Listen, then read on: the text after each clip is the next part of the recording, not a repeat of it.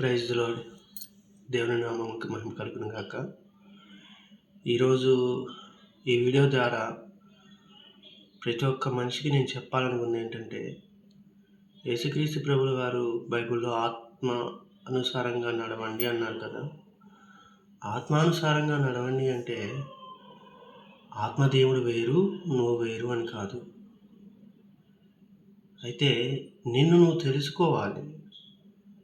యేసుక్రీస్తు ప్రభుల వారు కూడా బాప్తిసం తీసుకున్న తర్వాత 40 రోజులు సాతాను చేత పీడింపబడుటకు అరణ్యమునకు కొనుపోబడునని బైబిల్లో రాసింది. ఆ 40 రోజులు కూడా సాతాను అనే వ్యక్తి ఆయన యొద్దకు వచ్చాడు కానీ ఆయన ఎదురుగా రాలేడు. ఆయన యొద్దకు వచ్చాడంటే ఆయన ఆలోచనలు ఏ విధంగా టెంప్ట్ చేస్తాయి అనేది చూడాలి. ఆయనకి ఆ 40 రోజుల ఉపవాస టైంలో ఆహారం గుర్తొచ్చింది. రాళ్ళని సైతం రొట్టెలు చేసుకొని తిందామని చెప్పి ఒక టెంప్టేషన్ వచ్చింది. సాతాను ఆ విధంగా మీ యొక్క హృదయాన్ని ప్రేరేపిస్తూ ఉంటాడు. ఒక ఉపవాసం అనే విషయంలోనే కాదు, ఏదైనా సరే నీ జీవితంలో నువ్వు తీసుకునే నిర్ణయం అనేది నీ నిర్ణయం కాకుండా ఉంటే చాలు. ప్రతి ఒక్క దాని గురించి కూడా దేవుని యొక్క అధికారానికి మీరు ఒప్పుకోవాలి.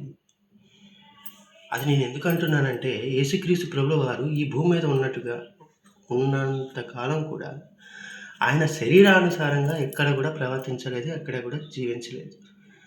ఆయన ఒక ఆత్మానుసారంగా మాత్రమే బతికారు. ఎలాగ నేను ఇది చెప్తున్నానంటే, ఒకటి,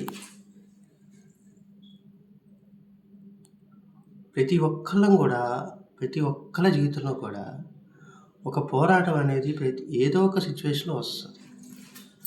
ఆ సిచ్యువేషన్లో పోరాటం అనేది 3 విషయాల మీద ఉంటుంది. ఏంటంటే, ఒకటి, నీవెవరు అనే ఒక ప్రశ్న. అసలు నేనెవరు అనే ప్రశ్న నిన్ను నువ్వు అడగాలి. ఆ ప్రశ్నకి 3 జవాబులు, 3 కారణాలు వస్తాయి. మళ్ళీ 3 ప్రశ్నలు తలెత్తుతాయి. ఏంటంటే, నేనంటే నా శరీరమా? ఇప్పుడు నేను అడుగుతున్న ప్రశ్న, నువ్వు అనే దానికి ఆధారం ఏంటి? నీ శరీరమే నువ్వా? నీ శరీరమే నువ్వు అంటే బైబిల్లో ఆన్సర్ చూడు, శరీరానుసారంగా ప్రవర్తింపకుడి అని బైబిల్లో రాయబడింది. మరి నీ యొక్క సొంత ఆలోచన నువ్వా? చూడండి, నీ యొక్క సొంత ఆలోచన నువ్వైతే, నీ సొంత ఆలోచన అనే వాటి వల్ల నువ్వు చేసే ఆలోచనల వల్ల నీకెంత దెబ్బ తగులుతుందో చూడండి. ఎవరికి వారు సొంత ఆలోచన కాదు, దేవుని యొక్క ఆలోచనకి మీరు అడగాలి. అదేవిధంగా రెండవది, నీ జీవితంలో నువ్వు తీసుకునే నీ యొక్క సొంత నిర్ణయాలే నువ్వా? లేదు, ప్రతి దాని గురించి దేవునికి చెప్తున్నావా? దేవుని యొక్క నిర్ణయాన్ని నువ్వు అడుగుతున్నావా? ఒకసారి చెక్ చేసుకోండి. ఒకవేళ ఈ 3లో కూడా మీరు జయాన్ని అంటే ఒక విడుదలని, అంటే నువ్వు నీ శరీరం కాదు అని నువ్వు తెలుసుకోవాలి, నువ్వు నీ ఆలోచన కాదని తెలుసుకోవాలి, నువ్వు నీ జీవితంలో తీసుకునే సొంత నిర్ణయం నువ్వు కాదు అని తెలుసుకోగలిగితే, ఈ 3 నువ్వు కాదని తెలుసుకోగలిగితే మిగిలింది ఏంటంటే ఆత్మ. నువ్వెవరంటే ఆత్మ. ఈ స్టేజ్కి రావాలి. ఎందుకని చెప్తున్నానంటే, యేసుక్రీస్తు ప్రభువు వారు ఆత్మలకే రక్షకుడు కానీ శరీరాలకి కాదు. యేసుక్రీస్తు ప్రభువు వారు ఆత్మలకే రక్షకుడు కానీ నీ యొక్క ఆలోచనకి కాదు. యేసుక్రీస్తు ప్రభువు వారు ఆత్మలకే రక్షకుడు కానీ నీ యొక్క సొంత నిర్ణయాలకి రక్షకుడు కాదు. నువ్వు ఎప్పుడైతే నేను ఈ శరీరాన్ని కాదు, నేను ఈ నా ఆలోచన కాదు, నేను నా సొంత నిర్ణయం కాదని తెలుసుకొని ఎప్పుడైతే పరిపూర్ణంగా ఆ దేవునిపైన ఆధారపడతావో, అప్పుడు నువ్వు ఒక ఆత్మగా మలుచుకుంటావు. అదేవిధంగా మీకు ఈ సమయంలో ఇంకొక శ్లోకాన్ని చెప్పాలని ఆశపడుతున్నాను.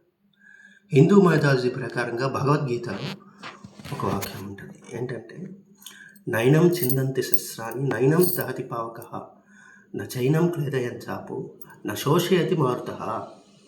దీని అర్థం ఏంటంటే, ఆత్మను శస్త్రము ఛేదింపజాలదు.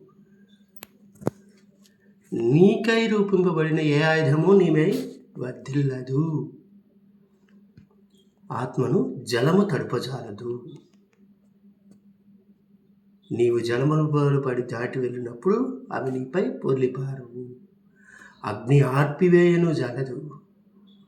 అగ్ని జ్వాలలు నిన్ను ముట్టనైనా ముట్టవు, తాకనైనా తాకవు. నీవే ఆత్మ. ఈ మూడింటిని జయించి, ఈ మూడింటి నుండి నువ్వు విడుదల పొంది కంప్లీట్గా ఆత్మానుసారంగా ఎప్పుడైతే నడుచుకుంటావో అప్పుడు యేసుక్రీస్తు ప్రభువుల వారిని నువ్వు నీ సొంత రక్షకునిగా అంగీకరించినట్లు. నమస్తే friends. Praise the Lord. Glory to Jesus.